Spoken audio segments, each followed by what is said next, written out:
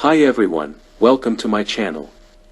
My name is Loris and I have been living with multiple sclerosis for 21 years. Multiple sclerosis, or MS, is a disease that affects the central nervous system, causing problems with vision, movement, balance, and other functions. There is no cure for MS, but there are treatments that can help manage the symptoms and slow down the progression. In this channel, I will share with you my personal experience with MS, as well as some scientific papers that explain the latest research and discoveries about this disease. I will try to make them easy to understand for everyone, because we are not all scientists, and we need to be informed and empowered about our health. And always remember, you must trust your own doctor, who can explain you the best. And now, multiple sclerosis scientific research, which are as catch my eyes. Epstein-Barr virus and multiple sclerosis, in journal Nature. The scientific paper is about a virus called EBV and how it may cause MS, a disease that affects the brain and nerves. EBV is a common virus that most people get, but sometimes it can trigger or worsen MS, especially if it happens later in life or causes mono. EBV can change some white blood cells and make them attack the brain and nerves by mistake, or make the immune system less able to control other viruses or overreact and cause harm. The study implies that the gut microbes might play a role in MS and that changing them might help treat the disease. Differential diagnosis of suspected multiple sclerosis, an updated consensus approach. Journal Lancet Neurology. Scientific article about how to diagnose multiple sclerosis, MS, a disease that affects the brain and spinal cord. The article is written by experts in the field and published in a journal called The Lancet Neurology. The article explains that MS can be difficult to diagnose because it can cause many different symptoms and mimic other diseases. The article provides updated guidelines on how to use clinical history, physical examination, laboratory tests, and brain and spinal cord imaging to rule out other possible causes and confirm the diagnosis of MS.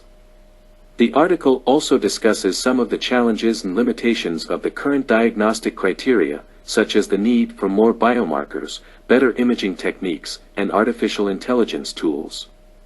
The article suggests some future directions for research and clinical practice to improve the diagnosis of MS.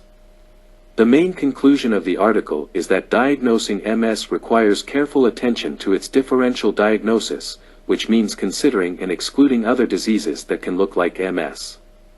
The article recommends using a multidisciplinary approach and following the latest consensus recommendations to ensure an accurate and timely diagnosis of MS. Possible biomarker of MS-like autoimmune disease discovered. University of Basel. Some people have a disease that makes their body attack their own nerves. This can cause problems like numbness or weakness in their limbs. The doctors found a way to tell if someone has this disease by looking for a special kind of protein in their blood. This protein is called MOGIGA and it attacks a part of the nerves called MOG. The people with this disease have more inflammation in their spinal cords and brain stems than other people with similar diseases. They also don't have other proteins that are usually found in these diseases. The doctors hope that this discovery will help them understand why this disease happens and how to treat it better. They want to study more about MOGIGA and how it affects the nerves. The conclusion is that the doctors have found a new way to diagnose a disease that looks like MS but is different. This may lead to better treatments and outcomes for the patients. There are only a few scientific articles that caught my eye this week, but they are enough to make you smarter.